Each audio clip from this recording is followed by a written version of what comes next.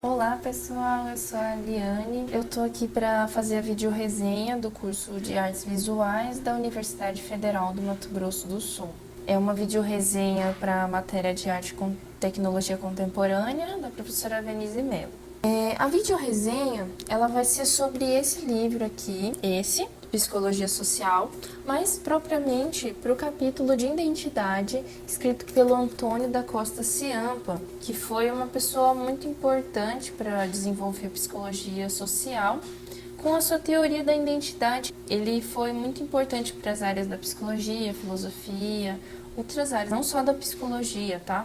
Para quem quiser ler, começa na página 58. Ele já começa o livro perguntando para o leitor: quem é você?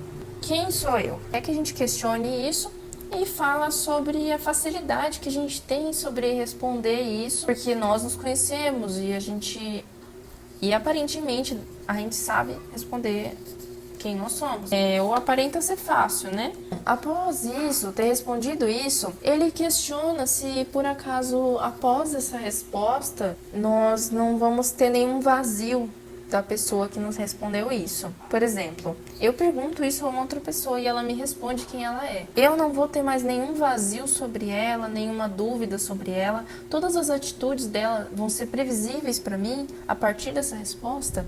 Dito isso, a gente sabe que não. A gente não consegue saber quem uma pessoa é só perguntando isso para ela. Ele já mostra que não é tão fácil responder isso, que esse assunto é digno, sim, de uma pesquisa científica, que esse assunto merece uma atenção e uma importância para as pessoas. Então ele começa a desenvolver a teoria da identidade, também inserir ela nos grupos, porque ela é importante para os grupos, trabalho, casa, escola, qualquer lugar onde exista um grupo de pessoas.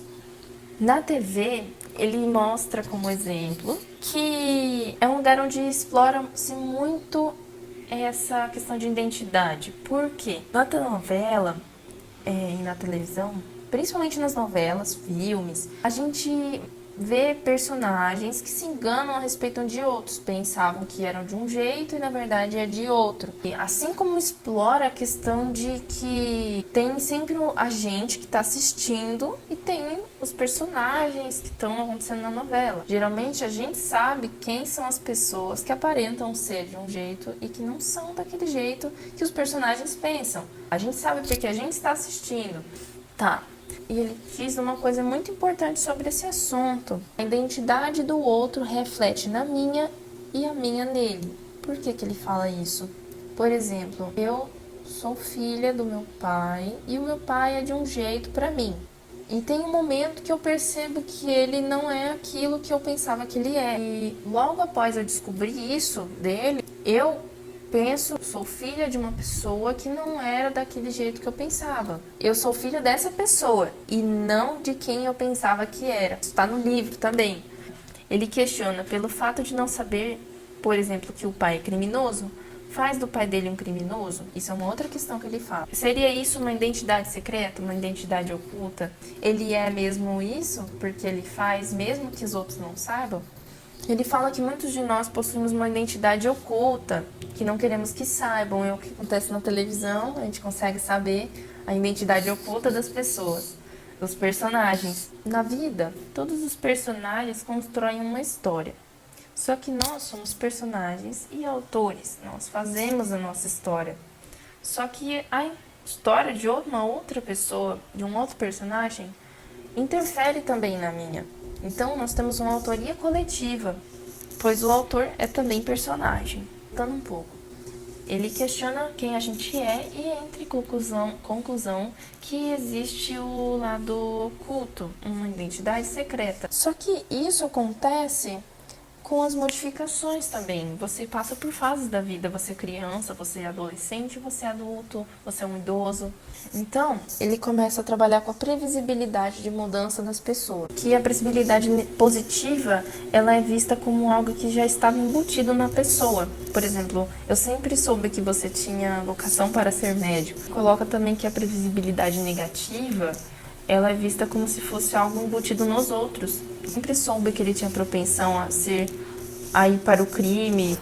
Nessa hora, o Antônio começa a ver a identidade como um produto e um processo do produto. Porque nós vamos ter atitudes que vão conduzir a gente a uma certa identidade, só que ele fala que essa identidade ela pode ser modificada. Uma coisa que vai conduzir o capítulo para a sua conclusão no livro é que, vamos supor que um homem se torne pai. Se ele é pai e a mesmice está assegurada todos os dias, isso quer dizer que ele se tornou um pai. Ou seja, enquanto ela estiver sendo reposta cotidianamente. Ele fala que a nossa identidade ela é reposta todos os dias. Mesmo assim, a gente consegue essas mudanças. Só que em cada momento dessa existência, ele pode ter múltiplas determinações a que ele está sujeito.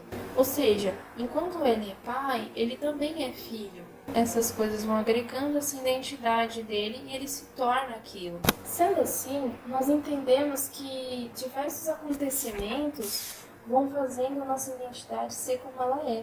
E isso não é uma quantidade exata de dias, mas todos os dias que a gente vai repondo a nossa identidade e interagindo com outros personagens. E ele conclui no livro o final. A identidade é movimento, é desenvolvimento do concreto.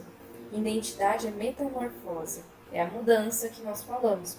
É sermos o um e o outro que nos relacionamos para que cheguemos a ser um numa infindável transformação. E assim conclui o livro, mas se vocês quiserem saber mais, eu recomendo que leiam esse capítulo. Ele também tem disponível na internet. E a leitura ela é bem fácil. Apesar de ser um livro de psicologia, onde algumas leituras são difíceis devido ao processo científico, esse livro ele pode até demandar um pouco de dificuldade no começo, mas ele é bem fácil de ser compreendido. Agradeço a todos assistirem, eu espero que tenham gostado e até logo!